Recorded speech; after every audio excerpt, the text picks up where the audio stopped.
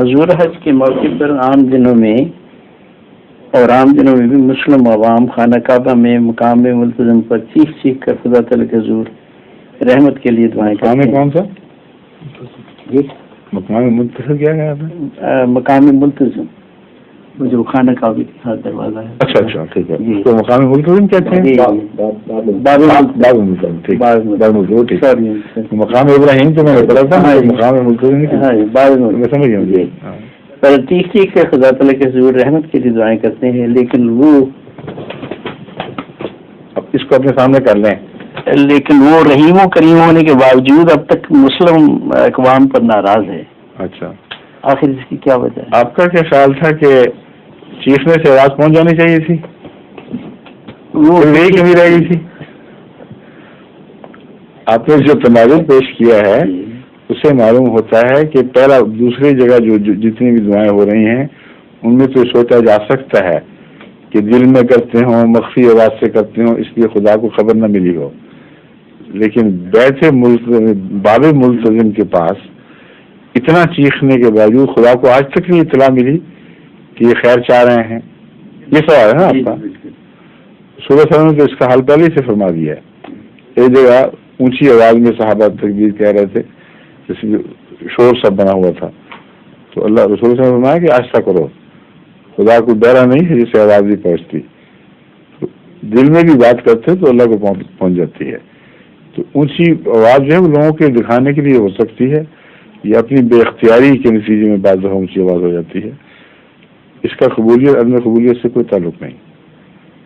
چیخیں نہ چیخیں، یہودی علماء آج تک دیوار گریا کے پاس جا کے چیختے نہیں ہیں، وہ بھی تو خدا کے بندے ہیں، اور سر پٹکتے ہیں، دیوار پہ سر مارتے ہیں پتھر پر، اے مسیح آ جا، تو دیر کر رہا ہے، یا خدا مسیح کو بھیجو، کوئی نہیں ان کے لیے آتا۔ تو دعاؤں کا تعلق اعمال سے ہے۔ اللہ تعالیٰ قرآن کریم میں فرماتا ہے کہ کلمہ طیبہ جو ہے وہ رفع ہوتا ہے اللہ کی طرف، مگر اعمال صالحہ اس کا رفع کرتے ہیں۔ اس کو انرجی چاہیے کلمے کو اونچا ہونے کے لیے، اور اس کے بغیر جہاز کتنا اعلیٰ درجے کا ہو اڑ ہی نہیں سکتے جب تک پیٹرول نہیں ڈالیں گے۔ تو قرآن کریم فرماتا ہے کہ تمہاری دعاؤں کا پیٹرول تمہارے اعمال صالحہ ہیں، تبھی نیک لوگوں کی دعاؤں اور عام لوگوں کی دعاؤں میں فرق پڑ جاتا ہے۔ جس کے بعد تھوڑا پیٹرول وہ سفر تھوڑا ہی ہوگا اس کا، کسی کی اڑان یہاں تک، کسی کی اس سے اوپر۔ تو اعمال صالحہ کی کمی ہے جو دعاؤں کو پھوکا اور بےمانی کر دیتی ہے، مگر جہاں اس کے باوجود خدا کے مستر بندے مسلمانوں میں بھی کثرت سے ہیں، غیر مسلموں میں بھی ہیں، جب اضطرار کی حالت میں دعائیں کرتے ہیں تو قبول بھی ہوتی ہیں، لیکن امت کی عمومی تقدیر پھر بھی نہیں بدلتی۔ وہ تو جو خدا نے قانون بنائے ہیں ان کے تابع بدلے گی۔ جب خدا نے بھیج دیا، بھیجنے جس نے آنا تھا اس کو، ماضی مسیح آگے ان کی خاطر، ان کی تبدیلی کی خاطر بھیجا، یہ یوں بھیج دیا، تو اسے رد کر دو اور جا کے دروازوں کو پکڑ کے دعائیں کرو، یہ ہو ہی نہیں سکتا۔ یہ اللہ تعالیٰ کے اندر تضاد نہیں ہو سکتا۔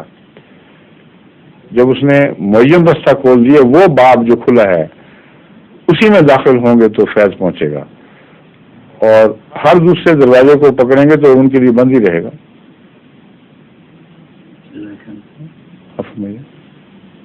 ظہور مہدی آخر